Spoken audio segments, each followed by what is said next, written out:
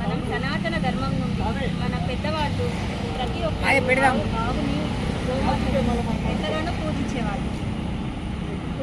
అప్పట్లో ప్రతి దొడ్లో కూడా ఆవులు ఖచ్చితంగా ఉండేవి.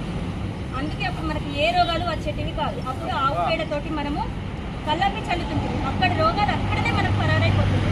ఇంట్లో పెద్ద పెద్ద రోగాలు కూడా రాకపోతుంది.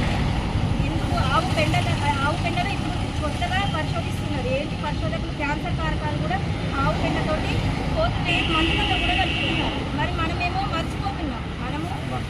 మనము ఈ ఆవుని పూజించడము, ఆవు పాలు తాగడము, ఆవుని పెంచడము, చివరికి ఆవు మూత్రంలో, ఆవు పెండలో ప్రతి దాంట్లో ఔషధ గుణాలు ఉన్నాయి.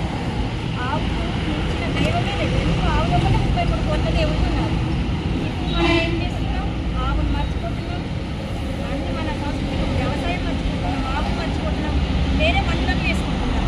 వేరే దేశాల వాళ్ళు ఆవు యొక్క విలువను గమనిస్తున్నారు. వారు ఇప్పుడు గో సంస్కృతిని అన్ని మన గోవు యొక్క ఉత్పాదనలన్నీ వేరే దేశాలలో ఎక్కువ రేట్లకు కూడా కొంటున్నారు. మనమేమో విస్మరిస్తున్నాం. అంతేకాదండి, మనము పూజ చేయడం కాదు. వాటి ఫస్ట్ మొదట మనం చేయాల్సిన కర్తవ్యం ఏంటి? గోవలను ఆపాలి. దానికి మనం మహిళలు ప్రతి ఒక్కరు, చిన్నవాళ్ళు పెద్దవాళ్ళు ప్రతి ఒక్కరూ నడుపు కట్టుకోవాలి. అది మన మనం హిందువులుగా పుట్టడం మన అదృష్టం. ఎందుకు? మన పెద్దవాళ్ళు ఎంతగానో చెప్పారు.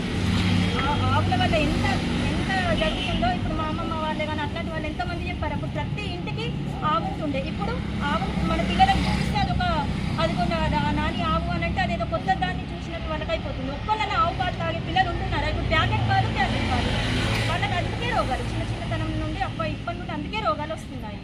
అందుకే మనం ప్రతి ఒక్కరం ఆవు యొక్క విలువను తెలుసుకుందాం, గోవు యొక్క విలువను తెలుసుకుందాం, ప్రతి ఒక్కరికి తెలియచెప్పుదాం. వీళ్ళు కాశ్మీర్ నుండి వస్తున్నారు. ఆవు యొక్క పాదచారు నడుచుకుంటూ వస్తున్నారు. వారి యొక్క విలువను అందరికీ తెలపడానికి. దీనికి మనం కూడా సహకరిద్దాం. మన వంతు. చాలా సంతోషం తల్లి. నిజంగా ప్రతి మహిళ నీలాగా ఆలోచిస్తే నిజంగా తల్లి చాలా సంతోషం.